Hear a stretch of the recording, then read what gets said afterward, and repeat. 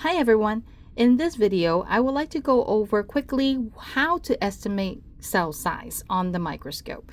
It is a common concept that we go over in Bio 1406 science, biology for science majors, and also in 2401, which is anatomy and physiology 1. And students, tend to struggle with this a little bit. So I like to use, a way to explain it so that it is very simple for you. Don't overthink on the concept. It is easier than you think. So usually with estimation of cell size, you're given a circle that looks like this, which represents your field of view of the microscope, which means if you were to look through the microscope, this is the circle of view that you see. And then if you're focusing on a specimen, let's say a particular cheek cell with a little nucleus like that, and the question says estimate the cell size of this specimen. So the thing usually I do for my students is that I do give them the field diameter. Okay, so field diameter is the distance from the end of the field of view there all the way to the other side there. Okay, this is what we call the field diameter.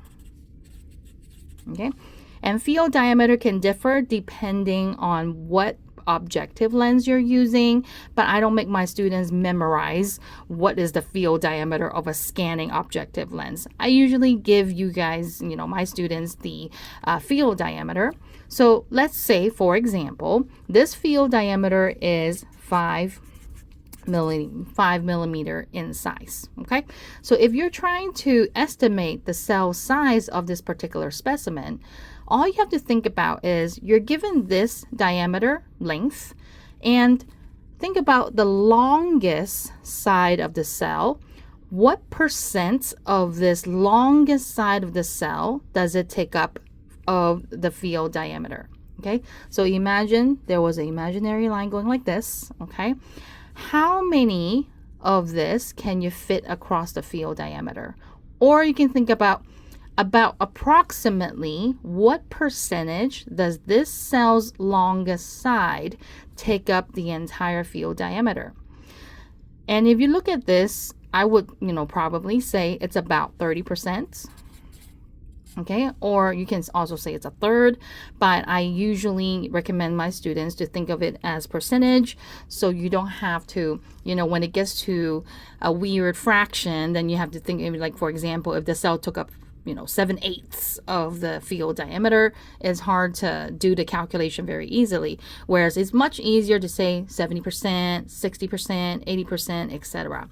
So now that you have estimated the percentage that this longest side of the cell is taken up of the field diameter, then it's just taking 30%, convert that to a fraction, decimal point.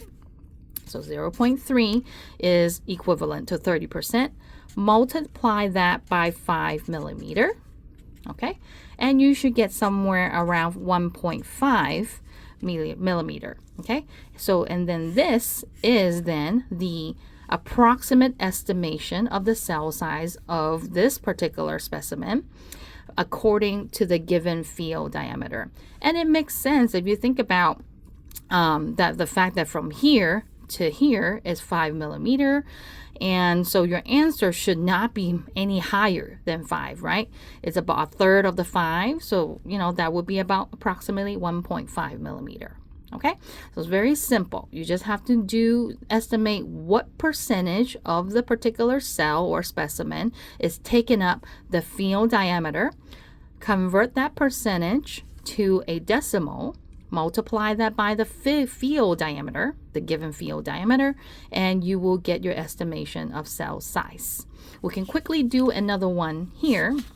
Okay, so let's say you have another field of view, and I have a specimen that's pretty long, and it take up this much of the field.